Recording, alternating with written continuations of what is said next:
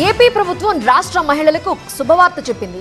ఉచిత బస్సు పథకం ఖచ్చితంగా అమలు చేస్తామని హామీ ఇస్తున్నారు సీఎం చంద్రబాబు నాయుడు. ఉచిత బస్సు పథకం అమలు చేసే డేట్ ని సైతం అనౌన్స్ చేశారు. ఎన్నికల ముందు ప్రజలకు ఇచ్చిన వాగ్దానాలను ఒక్కొక్కటిగా నెరవేర్చే పనిలో నిమగ్నమైంది కూటమి ప్రభుత్వం. పూర్తి స్థాయిలో అభివృద్ధిపై ఫోకస్ పెట్టిన చంద్రబాబు సర్కార్ మేనిఫెస్టోలో ఇచ్చిన వాగ్దానాలను నెరవేర్చేలా చర్యలు చేపడుతుంది. అలాగే కర్నూలులో ఏర్పాటు చేసిన స్వర్ణాంధ్ర స్వచ్ఛాంధ్ర కార్యక్రమంలో పాల్గొన్న సీఎం చంద్రబాబు మహిళల ఉచిత బస్సు పథకం అమలు చేసే తేదీని అనౌన్స్ చేశారు. రైతుల కోసం అన్నదాత కింద ఈ డబ్బులు ఇవ్వడం ఏదైతే 20,000 రూపాయలు ఇస్తున్నాం, కేంద్రం 6,000 ఇస్తుంది. రాష్ట్రం 14,000 రూపాయలు కేంద్రం ఇచ్చేదానికి సమానంగా 3 విడతల్లో పూర్తిగా మీ అకౌంట్ లో డబ్బులు వేసే బాధ్యత మేము తీసుకుంటాం.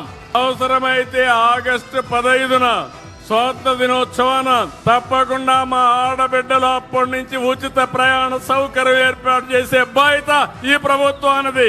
మరోవైపు ఉచిత ఎల్పీజీ గ్యాస్ సిలిండర్ లబ్ధిదారులకు ముందుగానే దీపం పథకం కింద 3 సిలిండర్ల డబ్బులు ఒకేసారి చెల్లించాలని భావిస్తోంది. అంతేకాదు రాష్ట్రంలోని 175 అసెంబ్లీ నియోజకవర్గాల్లో రైతు బజార్లు ఏర్పాటు చేసి సేంద్రియ సాగు ద్వారా పండించిన పంట ప్రజలకు అందేలా చర్యలు తీసుకోనుంది.